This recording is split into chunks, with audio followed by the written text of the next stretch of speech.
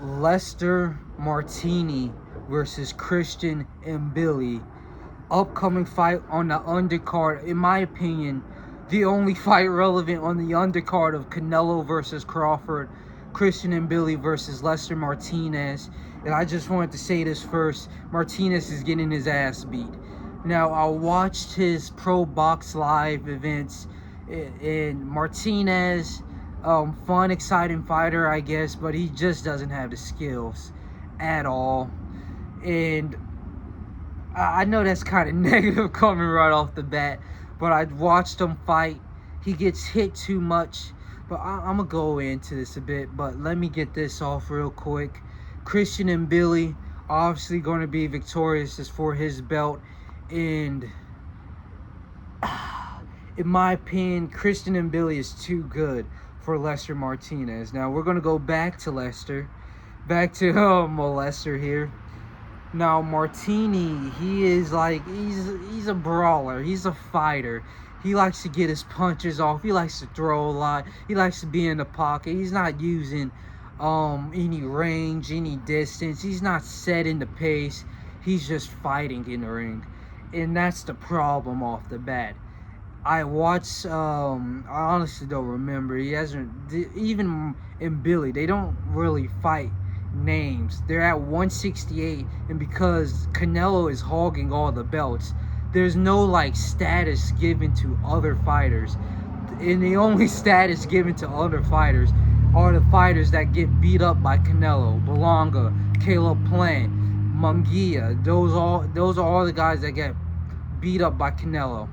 Now, going back to Christian Mbilli and Lester Martini, Martinez, he has like a Philly shell. I think it's because he trains with Crawford, that he just got that from Crawford to like do the Philly shell. You got it in Shakur Stevenson, Devin Haney, who trained a bit with Crawford, but his Philly shell isn't good enough. Where if you're a fighter using a Philly shell, it's usually because you're a defensive heavy. With Martini, he's clearly like a brawler type fighter. He wants like the war, and that doesn't work with the Philly shell if you're not willing to actually take a step back, move the Philly shell like left hand or right hand depending on your stance to block your jaw instead of leaving it like that and calling it a day. If you're not willing to do all of those things, be a defensive heavy fighter, the Philly shell is useless. I saw him in the pocket trying to use the Philly shell, and it just wasn't working at all because you're still right in front of the person, and all it does is leave your jaw open to get countered so easily. And it was countered so easily in the fight that I saw, which was about a year ago on Pro Box Live TV. And if you're bringing that into, maybe change the style, but if you're bringing that into this fight with Mbilli, you're going to get your ass kicked. This man has a broken right bicep, still knocking the shit out of people, and it's unbelievable. He's incredibly powerful, way more powerful than Martini, way more powerful. I even think he has a chance to beat the shit out of Canelo Alvarez if they ever go against each other. I think he beats Hamza Shiraz, which is rumored to have the next fight with Canelo Alvarez. I think Mbilli might be the second best. Oh wait, Caleb Plant, yeah, he's out of the game. I think Mbilli might be the second best at 168.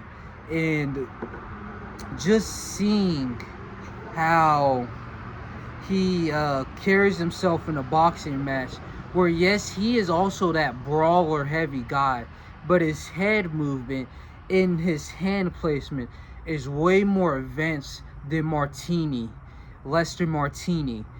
It's on a completely different level. And so I honestly see a knockout. And that's not just me saying, oh, because Mbilli, he's my skin color or whatever, I'm biased or whatever. He's not even American, he's a French man. Mbilli, yeah, he's a French man. But that doesn't necessarily change the fact that Martini's like arms are like loose. I saw him when I was gonna name his opponent. I don't even know the name of his opponent. I saw him in the fight. Each time his opponent punched his hand, it was like all loose, and nothing was still, nothing was heavy, nothing was like a solid. And with Mbilli, he was way more powerful than his opponent. If he's throwing punches at those arms, he might just knock him off his feet. And I wouldn't be surprised if that happens. I'm expecting a knockout between these two fighters. Not on Martinez's side, obviously. I don't think Martinez has the power nor the skill to like out punch and out land and out anything of Mbilli. These names are hard to, but outland Mbilli.